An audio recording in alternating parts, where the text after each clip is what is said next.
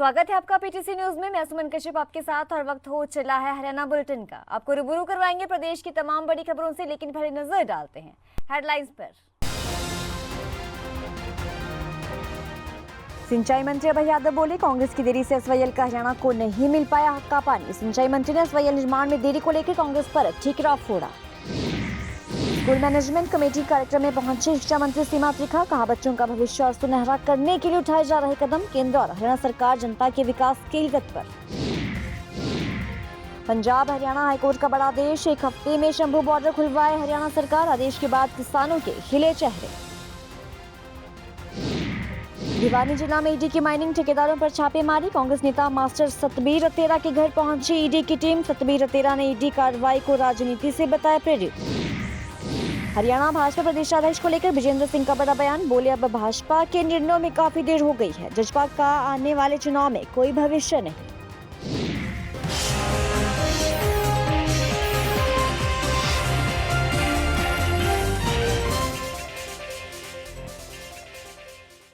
तो चलिए बढ़ते हैं खबरों की तरफ। सिंचाई मंत्री अभय सिंह यादव ने एसवाईएल निर्माण में देरी को लेकर कांग्रेस पर जमकर निशाना साधा और उन्होंने ठीकरा कांग्रेस पर फोड़ा है। उन्होंने कहा कि कांग्रेस की देरी से एसवाईएल का हरियाणा के हक का पानी नहीं मिल पाया। सुप्रीम कोर्ट में कांग्रेस ने लिख कर दिया तो मामला 11 साल तक कोर्ट में लटका रहा। हरियाणा में भाजपा की सरकार आने के बाद एसवाईएल मामले की सूद ली है और कोर्ट के माध्यम से एसवाईएल का पानी देने के लिए पंजाब सरकार को आदेश जारी किए हैं। आशा है कि कोर्ट के आदेश पर हरियाणा और उसके हक का पानी मिलेगा, जिसका सबसे ज्यादा फायदा जो है वो दक्षिण हरियाणा को होगा। मंत्री अभय सिंह यादव ने चरखी दादरी में भाजपा पार्टी कार्यालय में आयोजित एक कार्यक्रम में शिरकत की। देखिए, एसवाईएल का मुद्दा निश्चित रूप से बहुत महत्वपूर्ण मुद्दा है और मैं समझता हूं कि जहां हम बैठे हैं ये दक्षिण हरियाणा का जो हिस्सा है, इसके लिए तो लाइफ लाइन है और एसवाईएल का बनना बहुत जरूरी है और उसके लिए माननीय सुप्रीम कोर्ट ने 2002 में निर्णय दे दिया था। इस निर्णय को लागू अभी नहीं किया है। सुप्रीम कोर्ट में एग्जीक्यूशन हरियाणा की पेंडिंग है, तो हमें उम्मीद है कि माननीय सुप्रीम कोर्ट जल्दी उस पर कोई निर्णय देगा। आपके पास पावर राष्ट्र के रूप में तो आप प्रयास कर रहे हैं कि एसवाईएल का पानी सकता है। देखिए, प्रयास तो हम कर रहे हैं और हमारी सरकार शुरू से कर रही है, लेकिन कुछ कानूनी पेचीदगियां होती हैं, उस वजह से ये मामला लटक रहा है और मैं समझता हूँ कि बहुत ज़्यादा डिले नहीं होगी। अंततोगत्वा ये नहर को बनना होगा। देखिए, दावे सबके अपने अपने हो गए हैं, लेकिन मैं समझता हूँ जहाँ तक एसवाईएल की बात है, जितना डिले कांग्रेस के टाइम में हुआ उतना कभी नहीं हुआ। जब पंजाब सरकार ने इस हमारा जो जो एग्रीमेंट था पंजाब और हरियाणा का, वो निरस्त किया, उस समय पंजाब में भी केंद्र की इसकी कांग्रेस की सरकार थी और केंद्र में भी कांग्रेस की सरकार थी। उस समय मुख्यमंत्री को बुलाते और केंद्र की सरकार इस मामले को वहीं के वहीं निपटा सकती थी, लेकिन उन्होंने सुप्रीम कोर्ट में रेफरेंस भेज दिया और वो सुप्रीम का रेफरेंस 11 साल तक पेंडिंग रहा। तो हरियाणा की शिक्षा मंत्री सीमा त्रिखा पंचकुला में स्कूल मैनेजमेंट कमेटी कार्यक्रम में बतौर मुख्य अतिथि पहुंची। कार्यक्रम में विधानसभा अध्यक्ष और पंचकुला विधायक ज्ञानचंद गुप्ता और कालका से पूर्व विधायक लतिका शर्मा ने विशेष अतिथि के रूप में शिरकत की। तो पंचकुला के पिंजौर में हुए बस हादसे पर बोलते हुए शिक्षा मंत्री ने कहा कि गाड़ियों की ओवरलोडिंग की समस्या रही है और इस पर चर्चा की गई है। उन्होंने कहा कि पूर्व मुख्यमंत्री और वर्तमान में केंद्रीय मंत्री मनोहर लाल खट्टर और मुख्यमंत्री नायब सिंह सैनी की सरकार में शिक्षा को तवज्जो दी गई है। दोनों में ही शिक्षा को पूरी तवज्जो दी गई। बिल्डिंग्स अगर आप देखेंगे तो बहुत सारी बिल्डिंग्स नई भी बनाई हैं। फिर उसके अलावा हमने संस्कृति मॉडल स्कूल खोले थे और पंचकुला जिले का तो अपना विशेष महत्व रहा है इस बार, क्योंकि पूरे हरियाणा में प्रथम नंबर पर आया है और कहाँ ये 1516वें नंबर पर था। तो मैं ये समझती हूँ कि हमारे ज्ञानचंद गुप्ता जी जो स्पीकर भी हैं हमारी विधानसभा के, उनका प्रयास, हमारी बंतो कटारिया जी, लतिका जी, मतलब अगर जनप्रतिनिधि रुचि लेता है तो निश्चित रूप में प्रशासनिक अधिकारी और कर्मचारी की जिम्मेवारी डबल बन जाती है। तो आज का भी ये कार्यक्रम जो था इन्हीं को समर्पित था, बच्चों का भविष्य और सुनहरा कैसे कर सके। और उसके बाद जहाँ इनको इनके राइट्स पता होने चाहिए वहाँ ड्यूटीज भी पता होनी चाहिए। एक जो बड़ा अहम वजह है वो ये है कि अक्सर जिनके पास संपन्नता अधिक होती है वो स्कूलों की फीस नहीं देते और जिनको ज़रूरत होती है वो सरकार की तरफ आंखें उठा करके देखते हैं। तो मैं ये चाहती हूँ कि जो बहुत सारी योजनाएं हैं जो केंद्र सरकार की तरफ से इन परिवारों के लिए हैं, जो हरियाणा सरकार की तरफ से हैं, वो भी इनके संज्ञान में होनी चाहिए। फरवरी माह से पंजाब हरियाणा के शंभू बॉर्डर पर चल रहे किसान आंदोलन पर बुधवार को पंजाब हरियाणा हाईकोर्ट ने बड़ा आदेश दिया है। जी हां, हाईकोर्ट ने हरियाणा सरकार को आदेश दिया है कि शंभू बॉर्डर पर की गई बैरिकेडिंग 1 हफ्ते में खुलवाई जाए। इस दौरान कानून व्यवस्था बनाए रखने की जिम्मेदारी हरियाणा और पंजाब दोनों सरकारों की होगी। तो वहीं आंदोलनकारी किसान प्रशासन की तरफ से चिन्हित जगहों पर आंदोलन कर सकते हैं। पंजाब और हरियाणा उच्च न्यायालय के निर्देश अधिवक्ता उदय प्रताप सिंह ने क्या कहा, चलिए आपको सुनाते हैं। मैंने सबसे पहले किसानों के हक में एक पीआईएल दायर की थी, जिसमें मैंने ये चैलेंज किया था कि स्टेट ऑफ हरियाणा ने जो ये बैरिकेडिंग कर रखी है किसानों को रोकने के लिए, और ये बिल्कुल ही गलत है, bad in I of law है। तो इसको चैलेंज करा था मैंने पीआईएल के माध्यम से, और 28 मई को जो कि पिछली डेट थी इस केस की, उस पर हमने बहस की थी कि जो शंभू बॉर्डर है पिछले 6 महीने से बंद पड़ा है, जिसकी वजह से डेली कम्यूटर सफर कर रहे हैं। तो जज साहब ने इस पे कॉग्निजेंस लेते हुए स्टेट ऑफ हरियाणा से एक स्टेटस सीक किया बाय वे ऑफ एफिडेविट। तो वो एफिडेविट आज फाइल हुआ कोर्ट के अंदर, उसके ऊपर बहस हुई। उस बहस में स्टेट ऑफ हरियाणा का पॉइंट था कि हमने पब्लिक ऑर्डर मेंटेन करने के लिए बंद कर रखा है। तो हमने इसको रिवर्ट किया कि पब्लिक ऑर्डर मेंटेन करने के लिए ये ग्राउंड टोटली इलीगल है कि अगर if some sort of individual want to exercise their fundamental right, it cannot be assumed that they will be a threat to the public order. तो इसके ऊपर जज साहब ने हमारी बहस को कंसीडर करते हुए ये ऑर्डर पास किया कि 1 हफ्ते के अंदर अंदर ये शंभू बॉर्डर से जितनी भी अनलॉफुल बैरिकेडिंग है ये हटा दी जाए। तो अभी क्या हटा दी जाएगी वहां से? 1 हफ्ते के अंदर अंदर हटा दी जाएगी, अदरवाइज कंटेम्प्ट ऑफिसर्स के अगेंस्ट इनिशिएट हो जाएगा। दोनों सरकारों को पंजाब हरियाणा बैरिकेडिंग करी हरियाणा ने, पंजाब ने तो पंजाब भी आए थे वहां पे। नहीं, वो स्टेट ऑफ हरियाणा गलत नैरेटिव फैला रहा है। अगर आप बैरिकेडिंग कर दोगे एक रोड के ऊपर और किसी को आगे जाना है और वो किसान है, अगर उन्होंने कोई टेम्परेरी स्ट्रक्चर बना दिया, वो तो एक क्वाइट ऑब्वियस बात है कि बैरिकेडिंग हट जाएगी, वो टेम्परेरी स्ट्रक्चर हट जाएंगे। भिवानी जिले में प्रवर्तन निदेशालय ने एक बार फिर से माइनिंग ठेकेदारों पर छापेमारी कर शिकंजा कसना शुरू कर दिया है। लोकसभा चुनाव से पहले माइनिंग ठेकेदार वेदपाल तंवर और उसके साथियों पर छापेमारी करते हुए कार्रवाई की गई थी। तो इसी कड़ी में आज सुबह 6 बजे से ईडी की टीमों ने भिवानी और शाम से माइनिंग ठेकेदारों के संस्थानों पर छापेमारी की है। इस छापेमारी में माइनिंग ठेकेदार और कांग्रेस नेता मास्टर सतबीर तेरा के भिवानी में सेक्टर 13 स्थित निवास पर ईडी की 8 सदस्यीय टीम ने छापेमारी की। इस टीम में 5 ईडी से जुड़े हुए अधिकारी और 3 सीआरपीएफ के जवान शामिल थे।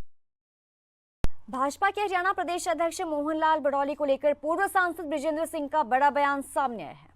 सांसद बृजेंद्र सिंह ने कहा कि भाजपा इन निर्णयों में काफी लेट हो गई है, चाहे वो सीएम बदलने का मामला हो या फिर प्रदेशाध्यक्ष नियुक्त करने का मामला हो। इन निर्णयों से कोई फर्क नहीं पड़ेगा। हरियाणा की राजनीति में जो स्थिति बन रही है उसकी एक झलक लोकसभा चुनावों में दिख चुकी है और विधानसभा चुनावों में दिखना बाकी है। जेजेपी कार्यकर्ता सम्मेलन में फरीदाबाद पहुंचे JJP supremo doctor Ajay Singh Chautala ने भाजपा और कांग्रेस पर जमकर हमला बोला है। उन्होंने भूपेंद्र सिंह हुड्डा को लेकर कहा कि उन्हें अपनी टिकट के लिए भी सोनिया गांधी और राहुल गांधी के सामने गिड़गिड़ाना पड़ेगा। तो इसी तरह उन्होंने भाजपा पर भी हमला बोलते हुए कहा कि 75 पार का नारा दिया लेकिन 40 सिमट कर रह गई और अब की बार 400 पार और मोदी की गारंटी की बात कही लेकिन 240 तक ही सिमट कर रह गई भाजपा। प्रजातंत्र में ये काम जनता का है, फैसला उन्होंने लेना है। हमारा काम है पार्टी की नीति, प्रोग्राम, कार्यक्रम लोगों के बीच में लेकर के जाएं, सरकार की बेकायदगियों को लोगों के बीच में बताएं, दूसरे राजनीतिक विरोधी जो कर्म कर रहे हैं उनसे लोगों को अवगत कराने का काम कर रहे हैं। हम उस काम में लगे हुए हैं। आज आपने जो मायूस कार्यकर्ता उनमें ऊर्जा भरने का काम किया है, क्या कहेंगे इसका बारे में? मैंने कहा ना कि हमारा काम तो अपनी पार्टी के नीति, कार्यक्रम और प्रोग्राम जन जन तक पहुंचाना है। फैसला प्रजातंत्र में जनता करती है। थोड़े समय पहले कुछ लोग कहते थे 75 पार रह गए, 40 पे गए यमुना पार।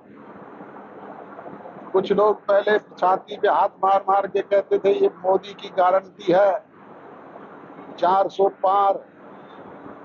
वो 400 पार वाले गए 240 से भी नीचे।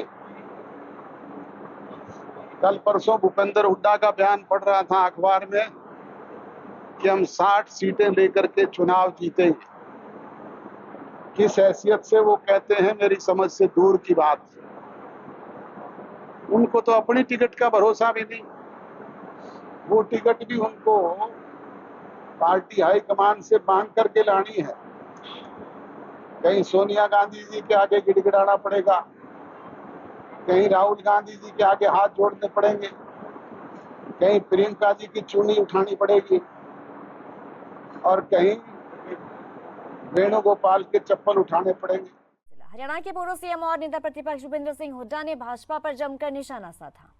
उन्होंने कहा कि मैं पोर्टल के खिलाफ नहीं हूं, लेकिन पोर्टल जनहित में होना चाहिए। आगे कहा कि हर काम को पोर्टल के भरोसे छोड़ने वाली भाजपा चुनाव में वोट भी पोर्टल पर ही मांग ले। भाजपा को अपनी असलियत नजर आ जाएगी। आगे कहा कि इस बार चुनाव में भाजपा का सफाया तय है। उन्होंने कहा कि प्रदेश में कांग्रेस सरकार बनने पर हरियाणा को फिर से देश का सबसे विकसित और सुरक्षित राज्य बनाया जाएगा। ये जो कौशल रोजगार निगम लगा रखा है ना इन्होंने, ये भ्रष्टाचार का अड्डा है। ठेकेदारी पे नौकरी दे रहे हैं। हमने ठेका सिस्टम बंद करा, ये सरकार ठेका बन रही है। मतलब 1 साल के लिए लेंगे नौकरी पे, 2 महीने की तनख्वाह पहले रिश्वत में ले लेते हैं। ये मैं नहीं कह रहा एमडी पकड़ा गया वहाँ का, आम आदमी कह रहा है। जिस तरह प्रॉपर्टी आईडी में भ्रष्टाचार में फैला है, ये तो भ्रष्टाचार की जननी है ये सरकार। कांग्रेस सरकार आपकी ये सारी बंद होगी। कौन सी फैमिली आईडी को लेकर लोग ऐसा है, आईडी को लेकर पोर्टल जो है,